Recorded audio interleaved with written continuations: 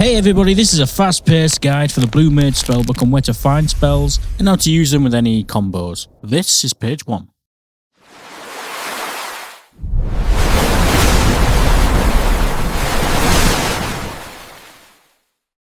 So spell number 1 is Water Cannon. This spell you unlock with Blue Mage during the cutscene as you unlock the job. It is a potency of 200 and very good staple spell for leveling and some stages in Mass Carnival.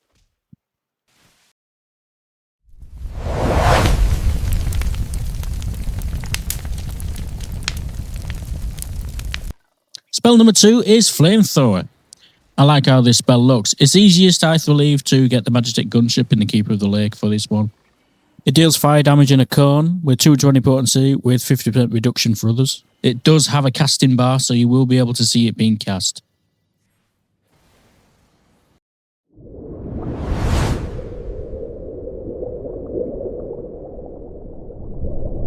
Spell number 3 is Aqua Breath. You'll primarily learn this from Ultros or Leviathan. It doesn't have a casting bar, so keep an eye on that log.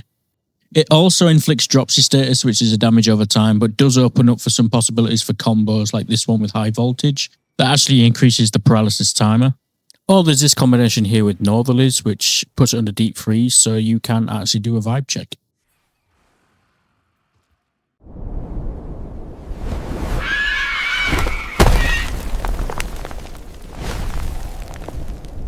Number 4, you need to destroy a couple of these eggs for the zoo in Ferrous Sirius. You won't see it do a cast bar. It just does a leaping stun attack on you. What this does for you, it creates a leaping attack for you. A bit like J-Kick, but not as powerful.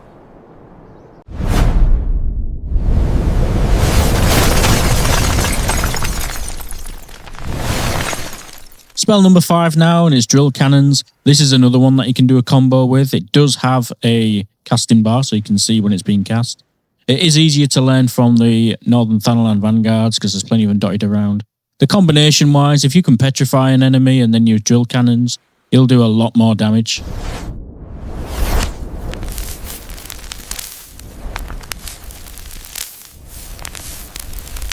High voltage is learned from the ADS, which is in the Binding Calls of Behemoth turn 1 and turn 2. You can also learn it from the Mass Carnival, stage 15. It does have a casting bar, which makes it much easier to spot. The paralysis effect that it does is increased with the dropsy effect, which we spoke about earlier.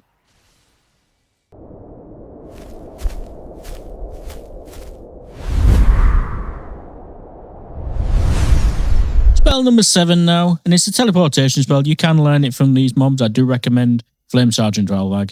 As long as you do a ranged attack on him, he will loom straight to you. And he does it a few times if you move away from him. It can be a very handy spell, and you need it in the Mass Carnival stages.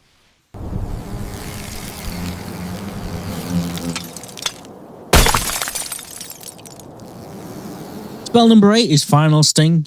Best place to get these is from the low-level Killer Wasps, really. Just in Middle Nocia. Just keep yourself fully healed and you'll survive.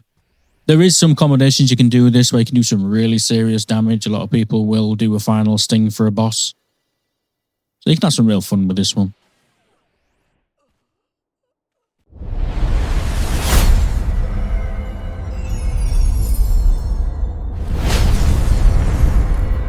Moving on to spell number 9, this is Song of Torment. You learn this from Siren, the last boss in Ferrous Sirius. It's a damage over time spell that you can enhance with a Bristle. Literally every time I cast this, I have Bristle first. It has got a spell casting bar, so you will be able to spot it being cast on you. It does not stack, however, with other things like Night Bloom and Ethereal Spark. A lot of people will use a Bristle Song of Torment while they're waiting for Night Bloom. This spell really does. It sits on every single one of my hotbars for everything I do.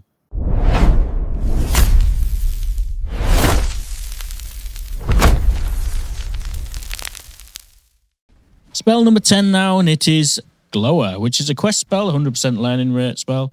There is a casting bar you can see, so you will be able to spot it. Because it's a quest spell and 100% learning rate spell, it means you can do this dungeon unsynchronized, it's no problem. The spell itself does lightning damage of 220 potency with a 50% reduction for others, and it does paralysis.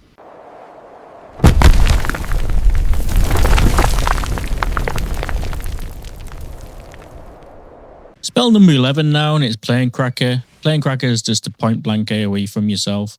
You learn it from these sandstone golems. It does have a casting bar, so you can spot it being cast. I do recommend you get it from these ones at level 29 in Southern Thanalan.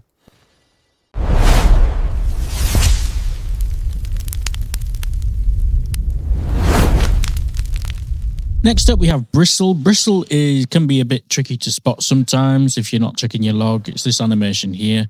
What it does is enhances your next magical spell. It's really great spell to use with damage over time spells, like Song of Torment or Mortal Flame. It is worth knowing, though, that it does not work enhancing spells of primals.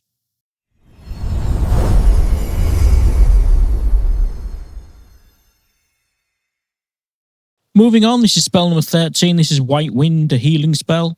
You get this for free from a totem for learning 10 Blue Mage spells. What it does is it cures you and people around you for your current health value. For instance, here I'm curing for 28,000 because I'm full health. Whereas here I was half health, so I'm only getting 14,000. Tanks use this for enmity generation, and healers tend to use other things, but it's good for soloing.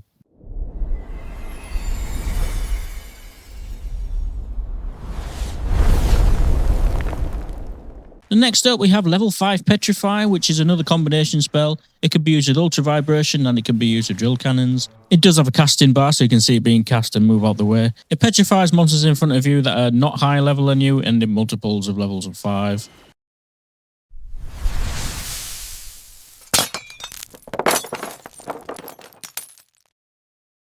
On to Sharpened Knife now. Sharpened Knife is a really good combination spell as long as you can stun an enemy. If you do that, the potency is increased to 450. It's a really fast casting spell as well. To get the spell, you've got to do the Wanderer's Palace and fight Tombrig King. It's a bit tricky to spot. Just keep checking your log and you'll get it.